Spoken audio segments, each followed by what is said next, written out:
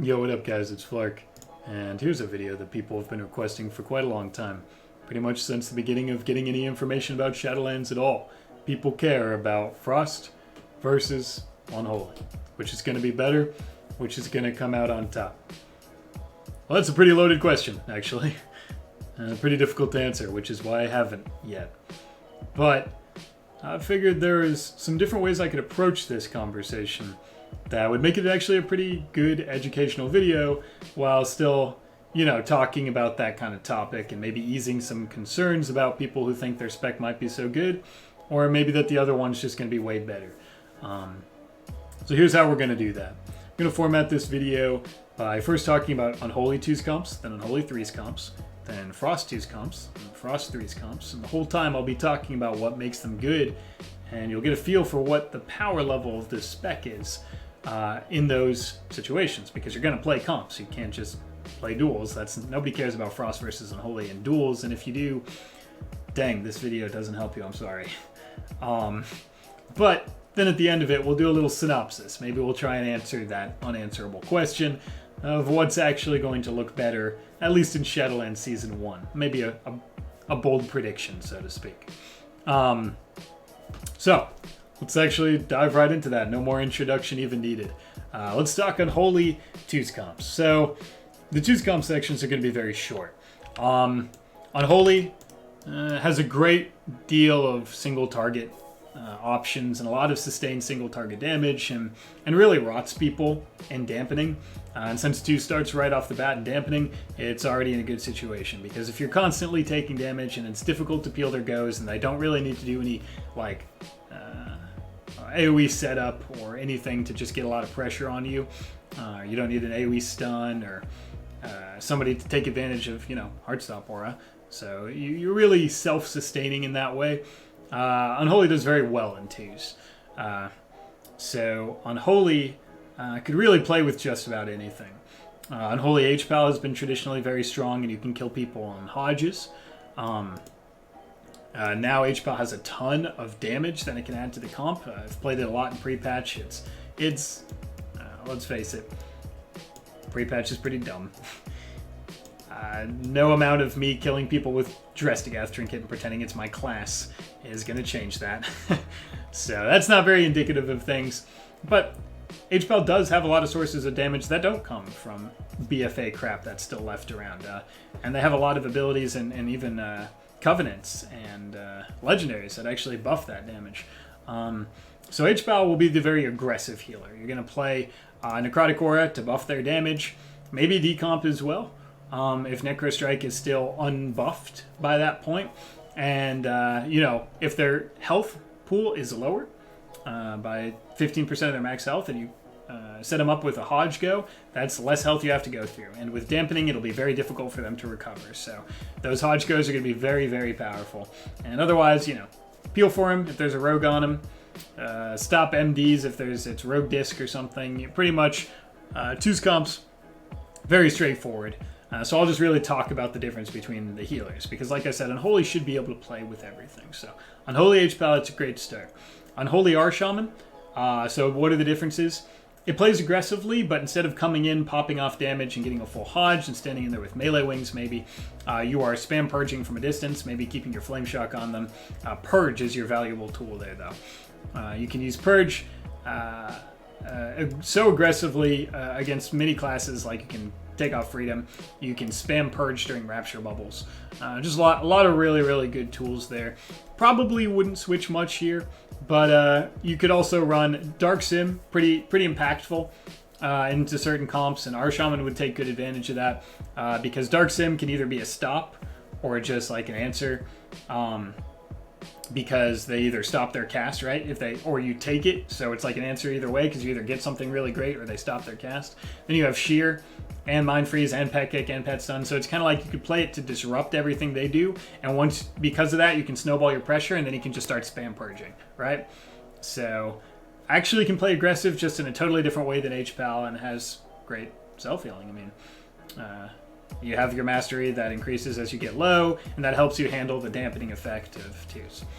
So that leads you into R-Druid, also very good. Plays aggressively with cat form, kitty weaving.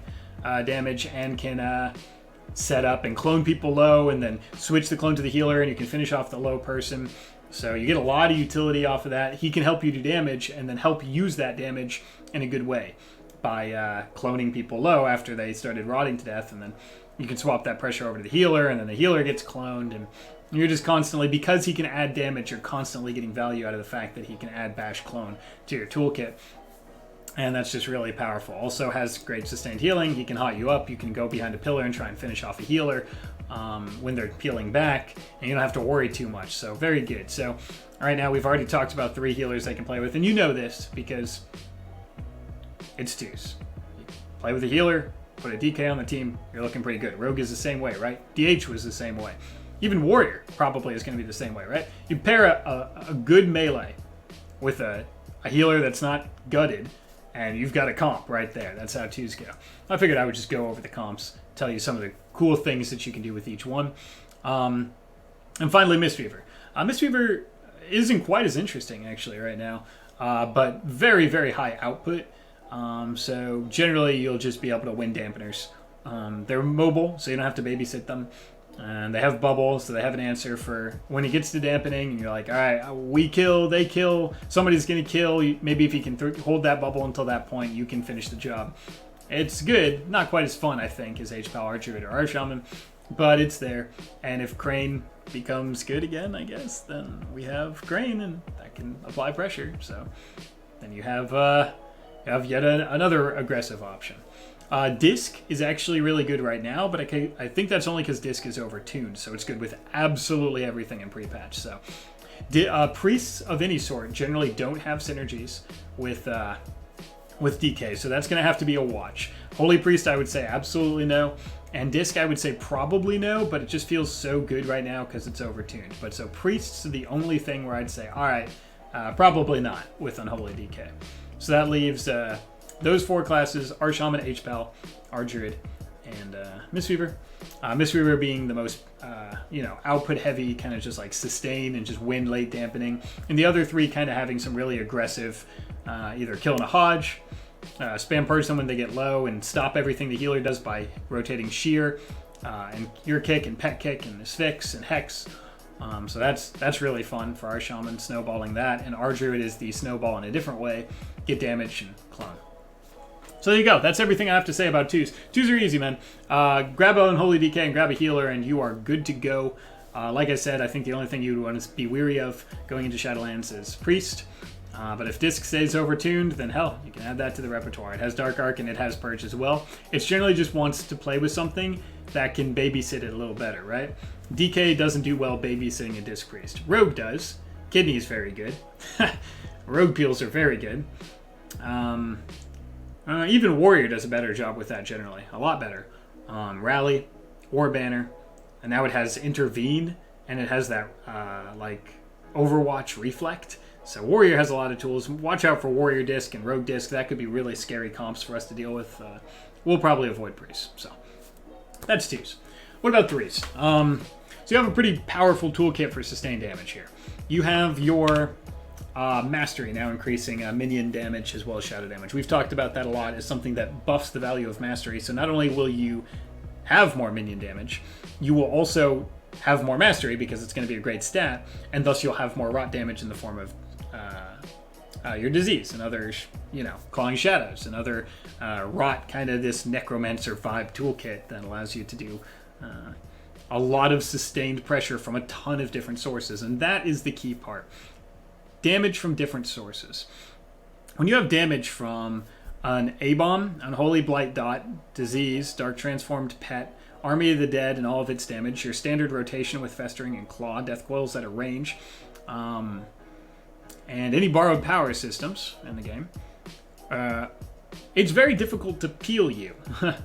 You also have like Magus, and of course we've talked about the legendaries in a prior video, but you will have those as well. The one that could apply 3 dots is an interesting choice there, as we've talked about. If you haven't seen that, go watch my legendary video that came out before this one. So that's what I mean, like lots of sources of damage. So what happens then is if all that's going on, then it's very difficult for you to ever recover because you can't fully stop the DK from doing things. Imagine like, okay, so let's say you CC, say you CC a Demon Hunter, right? And Demon Hunters were pretty strong for a long time, but if you could get them off you in a full root or a full poly and they didn't have an out and Dispel wasn't up, the damage would generally stop. Gushing changed that a little bit, but now the damage will probably stop, right? So you can recover. But if they have that many sources of damage, then recovery is a lot more difficult, especially in threes, which is what we're talking about now, where there's another partner as well. So it's tough if you're constantly taking damage and you're put into a tough situation before they pop cooldowns. That means you're popping cooldowns before they pop cooldowns and you're not trading anymore. That's very ineffective for healers because they generally want to rotate their CDs with yours so they have an answer for when you start pumping out big damage. But if your sustained damage gets them to panic, then they're scared. So why did I say all that? What does that all mean? What does this mastery component do? What is this build that focuses on all these different sources of damage? We got the Blight and the Shadows, just more sustained pressure. What does that enable? DKs and casters. DK Shadow Priest was extremely good last season, right? DK Shadow Priest rotted people and always had damage. So when you would just stun, silence the healer, and then stun the DPS or even kill the healer, you would always have damage for it. So that is very scary because eventually you're going to run out of defensives, like I mentioned before, and they're going to do a go on you and you're going to die. And that happens because, like I said, they have a lot of sources of damage, so every go, they will find a way to get pressure in that go. They don't have to rely on some big fancy one-shot. If they're constantly doing damage, you sit there for 9 seconds and you can't get healed, eventually you'll fall apart to that. So, with all of these changes, Shadow Priest did just get nerfed, but Aflock didn't. This could make Shadow Priest DK and Aflock DK both the rot comps that we've seen in prior iterations of this game. Shadow Cleave is very, very, very popular from the early bits of World of Warcraft, but hasn't been in a bit outside of that S-Priest DK that played differently than Shadow Cleave tended to, but still very powerful in BFA. So what are the differences between those two comps? What do you want to emphasize? So, Shadow Priest DK has, like I said, that stun silence go. So they're kind of killing in goes. Aflock doesn't have the stun silence set up, but they have tons of sustained damage right now and dispel protection, which is crazy because if you're rotting and you have no way to get it off without taking huge backlash and silencing yourself, then sometimes you have to keep those dots on you, which is insane for both DK and Aflock because, like I said, you have all of those mechanics where you have all these sources of damage. If they can't get it off, then we're going to hit that road where they're rotting behind a pillar. You keep your triple dot on the healer. He keeps Corruption and Agony on the healer, maybe some UAs. He's rotting behind the pillar. He can't dispel it because he's going to die to the backlash or get silenced and his partner is going to die. He won't be able to recover at that point. So what happens? He just takes it. He just takes pressure. And that's what Shadow Cleave traditionally did. Everybody on the team was always dying, and they would keep swapping around to whoever didn't have defensives up and just applying constant pressure until somehow, or finally, they would not be able to keep up with it anymore and somebody would die. So that's the Shadow Cleave Aflock version, right? You're just going to do damage. You're going to peel for your Aflock. You're going to survive well with Hellstones and your own self-sustain, and you're just going to keep multi-dotting and swapping from player that doesn't have a defensive now to this player that doesn't have a defensive, whoever you can hit, whoever you can touch, whoever's running out of tools. You're going to keep swapping and moving from target to target. That's Aflock DK right there, and that could be very, very good.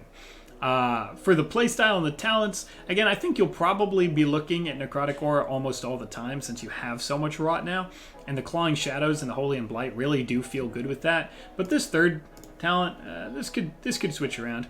People have been talking about Necro Bargain, and it does have a lot of sustain, but you do lose the pets, and health pools don't seem as high, so things that do maximum health don't seem as good. But you have a whole set of utility. And even what's interesting is life and death with both Shadow Priest and Half-Lock could be really funny, because it would essentially end the game when they pressed a spell if they're getting the UA backlash and your very own Plague Eruption all the time. I mean, wow. So there's interesting stuff there. I'm not claiming that that's going to be tier 1 talent or anything, but there's very interesting stuff. But the Necrotic Aura Raise A-Bomb core and then a variable utility third seems to be the play. That said, decomp plus Curse of Fragility, which lowers their maximum health, and now they're rotting from lower maximum health, so even when they stabilize, they're already in trouble just to the rot pressure. Holy cow. So these talents might end up being pretty baseline unless you really need to run a utility talent. So that's Half-Lock. Again, Shadow Priest DK, very similar, but instead of just winning off of sheer rot pressure and spamming fears and having them die in fears because it doesn't break immediately. Instead, you're going to probably be just waiting for somebody to get low enough and just doing constant stun silence goes, just like you did before, but just with more sources of damage. So you're replacing gushing wounds with Unholy Blight and more pet damage, and you're doing the exact same thing. Stun, silence the healer, asphyxiate the kill target, like the DPS, or if you're swapping to the healer because he has nothing, you can just stun silence the healer, half asphyxiate out of the silence, and that's a lot of hard CC on him. He'll probably fall over. You can use your big AMS plus the legendary AMS to be unpeelable during that go, and it's going to be pretty terrifying. So that's the rock comps, and Unholy excels with those because, like I said, tons of sources of damage, constant pressure, rot from diseases, rot from the multi-dot, value and mastery. Just a very, very good. They always can just swap to something that's rotting. Just really, really good with Unholy DK, S-Priest, and Unholy DK Half-Lock. So that's the Unholy-centric comps. Now we have some melee cleaves that you've probably known that I've talked about is going to be better with Frost. But looking at some of these legendaries, I think Unholy might have a good shot with it too. Let's talk TSG. TSG, I think, is right in the middle. Both Frost and Unholy really like TSG. Unholy likes it because it brings Mortal Strike and Sharpened Blade. So what did we just talk about? We've said it 10 times now. Tons of sources of sustained damage. Well, if the Arms Warrior has lots of sustained damage, and you have lots of sources of sustained damage, and they can't possibly peel that damage, and it's always on them, and they have a Mortal Strike that can turn into a Sharpened Blade, then any CC becomes nearly unrecoverable. So you Stormbolt on the healer into Fear. And now they have to, right out of that, they come out of that and you Sharpen Blade. So they're always taking damage. So in that Stormbolt to Fear combo, they get very low. And then the healer comes out of it and has to heal through a minus healing reduction of 50% from Sharpen. And you're still having that sustained damage because, like I said, you always provide pressure. So TSG is just a rot comp, but it's on a single target, focused in like a cleavy single target area instead of just each person around the map. And what ends up happening is, just like the rot cleaves, they eventually run out of tools to heal through your single target pressure, but now it's single target pressure instead of each person getting dotted up on the map. And this is just tunnel something, stop everything it does, and CC the healer until you just grind them out. Like you literally grind down the enemy team. So that one you might swap off the Necrotic Aura instead of the decomp for a variable third, and maybe use some of the survivability stuff. So like you said, you can just stay in, you can stay active, you don't have to peel out, you can keep grinding. You guys rotate your kicks, you have tons of stops, you have pet stun and grip and asphyx, you have rally and banner, and you always have all these tools to stay in, which is hard. Like if there's a warrior and a DK training you and you can't get them off because they have all of those tools to stay in, eventually you can't heal through it anymore, right? I mean, how do you heal through warrior DK forever? It's very, very difficult. So TSG actually looking pretty powerful right now. Warrior just recently got buffed, and Unholy has all these changes that we've talked about a ton now, and they synergize very well with the changes that they've got. Tons of utility from both, and just looks like a comp with a ton of answers. So there's the TSG. There's the first melee cleave that I think will be really good with Unholy. So now we have the other two, DHDK and Windwalker DK. Now, those are very traditionally set up cleave comps. And Frost right now, spoiler, I think is going to be better with those. And I've been saying that for a while. But I think Unholy has a powerful setup too, and it comes from that Pheromones, that little punny named legendary, where you can do this. And now we're finally going to do something besides staring at my character. So set up a different talent line. Finally, I'm going to look at something else. We're going to set up, let's take a look here. We'll set up Infected Claws, Bursting Sores, maybe Pestilent probably. Maybe Soul Reaper, but not so sure about that. Probably Unholy Assault as well. And we're going to set that up real quick. We're going to go over to this dummies. Not very indicative of actual gameplay, but, you know, neither is pre-patch at this point. Pre-patch arenas are pretty much dummies, so it's just not gameplay. It's just dress to death trinket. But let's take a look at the dummies, right? Let me show you an ideal setup we would do. This is a setup you do to do damage in PvE, but it's very difficult to set it up. Oh, I'm going to switch that as well. It's very difficult to set it up in PvP, and if you do, the reward isn't quite there. But that Pheromones legendary makes it there. It gives you 15% haste in this window and creates a constant pseudo interrupt. So let's see what you would be doing, right? So you have that AoE Infected Claws, you have AoE Bursting Swords, and you have a huge AoE slow, right? So you would walk over there, and you would drop your CDs down, and you would pop this and get your A-bomb down, and you would, not blood, and then you just AoE spam, burst. See, there's wounds over here, there's wounds over here, and there would be wounds over there. Because they would all be on top of each other, right? And that's what Sweeping Claws does, and you get that Bursting Swords damage, right? So you have Bursting and Festering and Scourge Strike AoEs. All of those would have done more damage if the D&D had hit all three. Obviously, they're going to be closer to each other than this, because you're going to grip them right on top, but I can't grip the dummy. Wish I could. Just grip it over there. But, right, so you're going to set up that Dark Transform is going to apply wounds to everything, right? That's the biggest thing, because you have Infected Claws and Sweeping Claws, the little thing that makes him AoE. Okay. So wounds are going to be on everything. Wounds over here, wounds over there. You're going to be bursting all of those, which is going to do a little bit of like multiplicative, like exponential Bursting Swords damage. And then your Scourge Strike is going to cleave.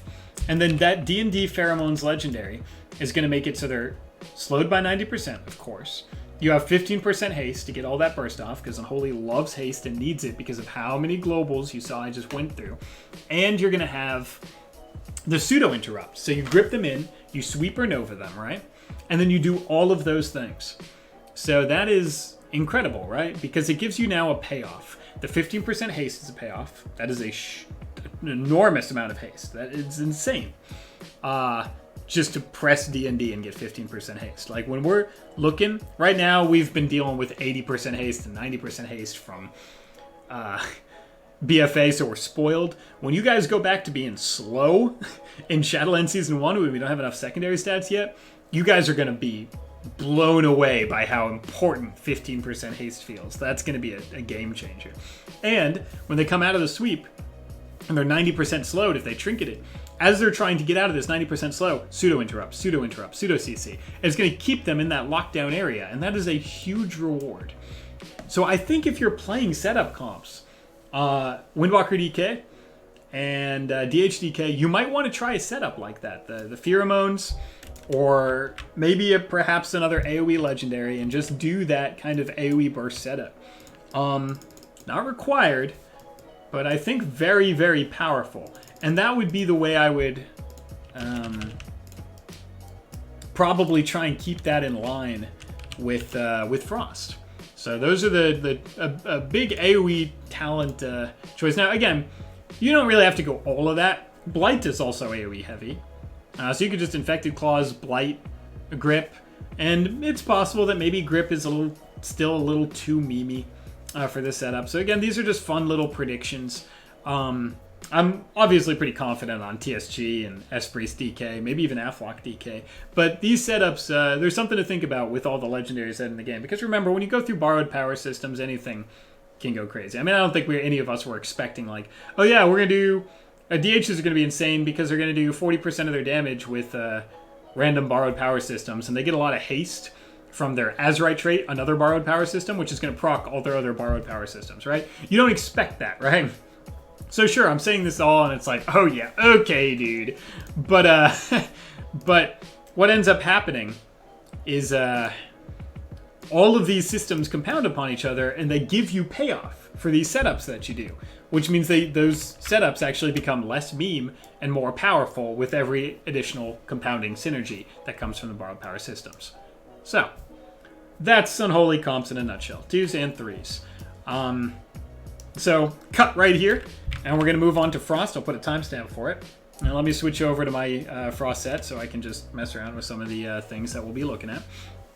But Frost is very, very inclined to do the melee cleaves because its setup is easier and more powerful, I think, than Unholy to get off.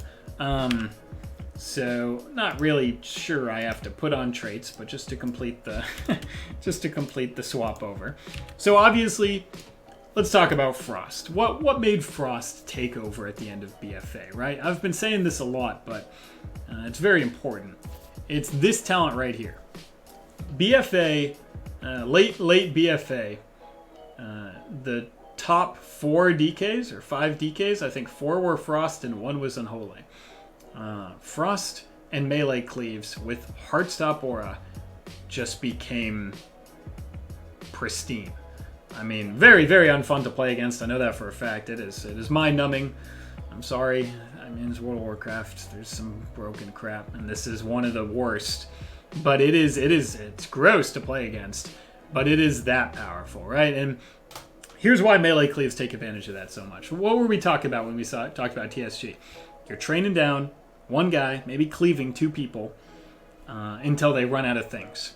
And, excuse me, Heartstop Aura makes it so they run out of things easier because their things don't come back up as soon. So you are trading your things favorably into their cooldowns, obviously. So what ends up happening is you win that race, and while you're winning that race, you're also slowing down their offensive cooldowns. So if they had setups that they could do to stop you from winning the race, because they would eventually just put you on the back burner, make you peel out, even those are coming back up slower. So you're slowing down the game so you can win all the cooldown management situations that you need. All right, and that's so good with melee because that's melee's win condition. And they're better able to use it because they always have damage. If a lock is running out of damage or a Shadow Priest doesn't have their go yet, they might be able to recover. It's very hard to recover when TSG is training you and you're running out of cooldowns because of Heartstop Aura. So, what does that mean? Well, Windwalker DK, DH DK, TSG. All tier 1 comps, it looks like, for Shadowlands. I mean, maybe DH/DK might not be because Windwalker can do all the things that DH might be able to do, but it's a little better. Doesn't have darkness or reverse, but man, it has enough utility and sustain, mobility, and upfront damage. Fist of Fury is still insane, and Windwalker just got buffed, so it's looking really good. Even has that 10% execute and touch of death, so second you get him low, game over. All right, so really, really looking good. So Windwalker DK is going to play the same way that it played in BFA. Grip, blind, and which now slows them by 50% after it ends as well. Even though you have the chill streak slow, it's just certainly demands that they're going to be slow in this window. Grip, blind, sweep, chill streak, frost worms now, and that is your absurd setup. The only difference now, in addition to all of that ludicrous damage, is that you're also going to have upfront damage. Why? Well, we've talked about this a bunch of times, but to stabilize it on a video, because I'm pretty sure I generally talk about it on stream or in the DK Discord, at 52 you get 20% more obliterate damage. But then at 58, you get a lot more than 20%. Why? This scales with your mastery now. So that's however much mastery you have. Right now I have 58%, we won't have that much, but it could be from 30, 60, maybe onward. But it'll do that percent more damage. Then you have Necrotic Aura, so it'll do another 8% more damage. Well, then it will pierce armor, so it'll do another 30% more damage to some things. And then it'll scale with Razor Eye, so it'll do 15% more damage. All of that will crit, and crits are unnerfed in PvP now. Wow. So that's even more modifiers to it, in addition to the fact that you're getting this modifier. That also exists. So all of that, plus the fact that you're always going to Killing Machine proc and Obliteration during Pillar. So your entire burst window, Pillar of Frost, is always going to include all of those modifiers that I just said. That is the definition of on-demand damage. And I know, and I've said this on my stream, I know you think right now, it's like, well, it sucks. So when pre-patch is out, I have a two-handed weapon equipped, and it's just not what I thought it was going to be. That's because these things are empty, man. You don't have these tools. All of those modifiers, the 10, 20, 30, 40, 100, 150% more damage to every single Obliterate press, it's not here yet. You gotta wait for that. So, that is huge. And that gives you on-demand damage. So not only do they have to contend with Chill Streak bouncing, Fist of Fury damage, or Windwalker's Pressure, or Mortal Strike, you're also going to be pressing abilities that do damage. I know it's something that hasn't been in Frost in what? It's been like 2 years now, because we just killed people with Gushing Wound and Rot damage and Frost Fever dot. Now we actually press Obliterate to kill the enemy. What a foreign concept to us, right? So that is massive. And those Chill Streak windows were already terrifying, and the Heartstop aura makes it to those Chill Streak windows are even more terrifying because their cooldowns aren't available for them, and you're also going to be pounding upfront button press ability damage into them. Very long-winded way of saying that, but Windwalker DK is going to do exactly what it did before, but a little better. You'll always have that pressure when you need it, and that is huge. Frost Fever and Gushing you don't control, but pressing Obliterate you do. And then Frost Strike to get a Killing Machine, and then Obliterate, and then Frost Strike and Obliterate. It's not very tough. It's not very crazy. It's not very involved, but it's a button press, and you'll be able to do that. So, huge Windwalker DK. DHDK, all of the same things. Don't need to go through that again. It's exactly the same, except you're going to use Darkness and maybe Mana Rift and Reverse to keep yourself aggressive instead of some of the toolkit that a Windwalker has. You're just going to mold your playstyle based on the toolkit. Reverse and Dark, very good defensive options. Windwalker's mobility, he can save himself very well. And has some more offensive options because Fist of Fury is so insane. And Touch of Death Execute actually probably going to be like a reasonable option. Like that's going to be something that happens a lot. So that's going to be something to look out for. Just if they have 90% health, you might even want to... You might just bake that into your game plan. The fact that they're always dead at 10% means you might want to just like, you know what I mean? Like trinket something aggressively to know that they're more close to death than they even think. Because if they die at 10%, then you might want to like, maybe they're at 15%, and generally you wouldn't trinket aggressively, but right now you might. So that's all I can say about those AoE setup melee cleaves. Very powerful, great with Heartstop. Going to be even better now. TSG is very interesting. TSG, take all the same things I said right there about how it has more on-demand single target, apply it to what I said about the Unholy TSG, where it's on-demand single target, where they're running out of stuff, and you have Heartstop Aura to keep them out of stuff, and you have Sharpened Blade, he has Stormbolt and Fear. You still have all those toolkits, but where TSG was lacking in the past was getting off this button right there. That bad boy. The Chill Streak, right? Because you didn't really have any AoE stuns, so you'd have to asphyxiate, then grip, then he would Stormbolt, and that was a lot of time spent trying to get that off when grip blind AoE stun is so much more powerful. But there's a legendary, Absolute Zero, that gives you an on-demand, instant, free, no cost, no ramp up AoE stun. Now it's on a longer cooldown than Sweep, but not that much longer. And again, TSG was very, very close to being viable with no AoE stun at all. So you're going to have all of that pressure, keep them low, run them out of cooldown, Sharpened Blade, Stun Fear, and then right when they think they're able to recover, right, because they trinketed that, they trinketed the Fear, they got through the Sharpen, they're rotting, but you don't have any more things. Now you grip Frostworm's Chill Streak, and you have an AoE Chill Streak go. You can get pressure with your Obliteration windows and Sharpened Blade, right?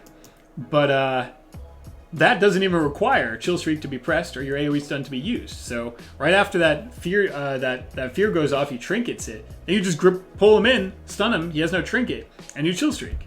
And now TSG has both the single target sustain and the potential for an AoE stun. Remember, that is the Absolute Zero Frost Legendary. That Legendary opens up this comp in a brand new way. And that makes TSG extremely good. So then we're going to talk Destro DK. That is the last one. That is the Frost DK caster that I think might be able to make a comeback. It was extremely good in Legion.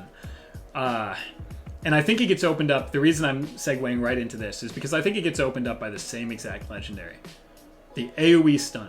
Because back in Legion, you would pull people in, and they would Infernal stun, and then you would Remorseless Winter stun, and you would cleave them with Infernal and Channel Demon Fire, and your cleave, and his dots, and then he would send a couple Havoc bolts at him. Focus Chaos gets nerfed, so double bolt, and that's just like, wow. And it peels for the lock so we can get it set up. And not only does it add all of that pressure and damage, it also simultaneously peels for the Warlock. So now they're getting double bolted in an AoE stun. In Legion, you could just run in there and win the game. Like straight up, that go, sometimes it was just over. It was almost impossible to recover from. So much AoE disruption and damage. And with the lock getting peeled for that hard, and you having Necrotic Aura for him, and now you're going to have Heartstop Aura buffed for him, and a very powerful Chill Streak, you're going to have 70% slows, they're going to get double bolted, then double coiled, double Infernal stunned, and double AoE stunned from your Frostworm's Fury. So I think the Frostword Fury AoE stun keeps all of that going for long enough that it becomes what it was in Legion. A very difficult to recover go. And the fact that the AoE stun is longer cooldown, it'll be 1 minute 30 with the Legendary, doesn't matter, because their Infernal goes are much longer than a standard Leg Sweep Chill Streak go. So if you don't win in the first one, you hold your Frostworms and win in the second one, and you are looking good. And in fact, you don't even have to hold it, because you can do it again, and then do it one more time, and on the third one, he will have Infernal back up, right? Because no more Vision of Perfection in the game. So that comp, I think, is going to be making a comeback. So I segued directly into threes for Frost DK because we were just talking about threes for Unholy and we had a ton of comparisons to make. I will now touch on twos real quick before I do like the overall analysis. Twos with Frost DK really wants a stun. They just need to have some on-demand stun.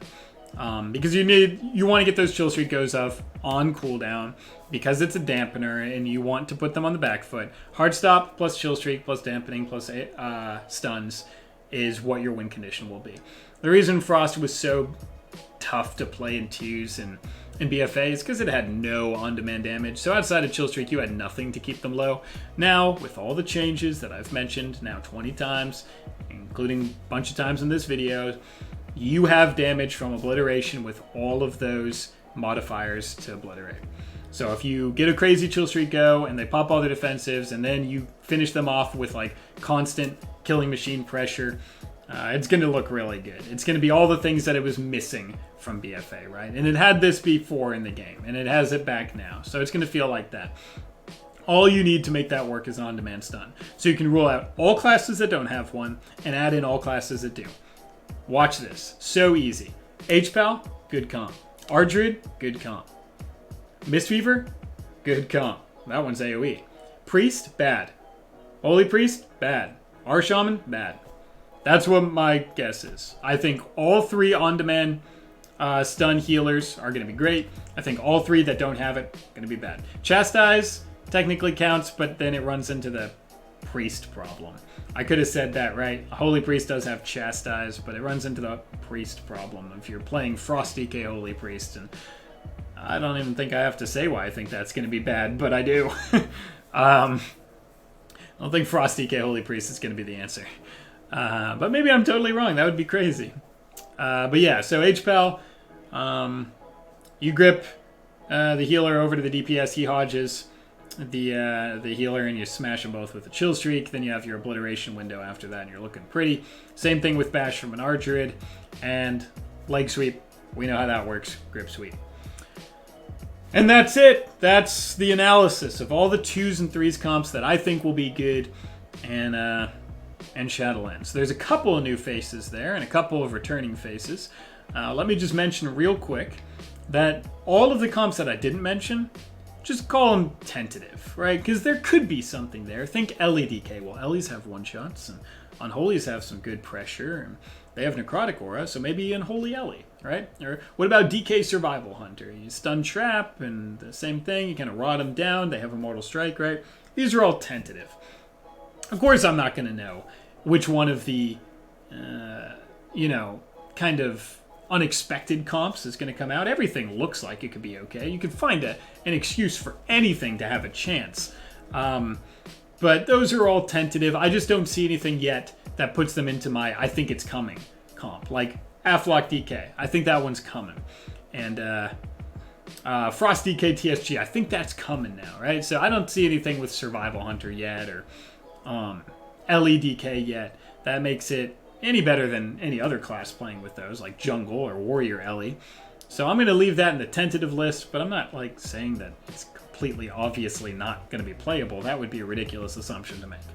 So there's my analysis on the comps and my little disclaimer there. Let's get to the final wording. What does that mean? So first off, I think that means Unholy is going to be better with most casters. Shadow Priest, Aflock. I think it's going to be slightly better with TSG. I think it's going to be worse with the AoE setup comps. That means with Frost DK, I think it's going to be better with Windwalker and DH, the AoE setup comps. Slightly worse with TSG, but then better with Destro, as it has that AoE component that made it so good in Legion, and it was proven. It was disgustingly good. That was just 2 expansions ago, boys. It was the one before BFA. So, totally could make a comeback. Which one do I think is going to be better overall? Frost, I think. And I'll tell you why. It didn't look like it from the whole part of this video. Most of what I said there, I think is going to become more and more true and more impactful as we get more and more secondary stats. So all of those things right now might be a little loose. Like Unholy's dominance with those classes and those specs and those comps is going to become more set in stone when we have all the secondary stats for them to be able to use that power. But when we first start off in Shadowlands Season 1, we're not going to be... You guys are going to forget, I think, how spoiled we are to have all these stats, to have this much haste, to have all this mastery. We're going to... Unholy might be a little sluggish. It's not going to have enough mastery to really snowball that raw pressure. Unholy right now has very good secondary stats. Like I said, haste and mastery synergize with each other extremely well. Mastery does a lot of things. So I think Unholy is a very heavy secondary stat scaling spec, which makes it so the easy come in just, oh, Heartstop's already good, don't need secondary stats for that. Oh, Chill Streak's already bursting them down. Two-handed Frost, big upfront damage. People are just dying to my goes. Heartstop is just good regardless. I think Frost, not needing secondary stats quite as much as Unholy, is going to do better in Shadowlands Season 1. The other thing is, just like in BFA, where Unholy did have that Shadow Priest DK that Frost couldn't play, the potency of just the 2 comps that it could play so well, Frost DK DH, Frost DK Windwalker, overwhelmed Unholy. And they're easy, honestly. I mean, I think that's a big part of it. When everybody's playing at the highest possible level, it's easier to make a mistake and lose the game. And if it's harder to make mistakes as Frost, and I'll be real, it is. It's an easier spec. I'm looking at my buttons right now. They're not that hard to press, right? So that is actually pretty important. When your setups are very fluid, very easy, very reliable, and you have that Heartstop Aura pressure, you are slowing down the game and making it easier for you to win, and that's what makes a class good. So maybe it's not quite what a lot of people wanted to hear, I'm sure, but I figured I'd answer. Don't dislike for that, I promise. Maybe it'll change. Maybe in the late expansion, maybe Unholy will take over, like I'm sure a lot of people do. I know we have a lot of Unholy fans on this channel. And like I said, it has more comp diversity. And because of secondary stats affecting those comps so heavily, as we go later and later in expansion, you're just going to get more and more powerful. And those comps are going to become more and more defined as what they do. So, there's a verdict. What you're going to look out for is Unholy, what you're going to look out for is Frost, and what possibly might be the meta in Shadowlands Season 1. Again, I think they're both going to be very powerful. It's only if I had to make a pick, because people keep asking me what's going to be better, Unholy or Frost. But if this was Shadowlands Season 2, maybe I would be making the pick to be Unholy. Alright, I'm done. I won't bother you guys anymore with it.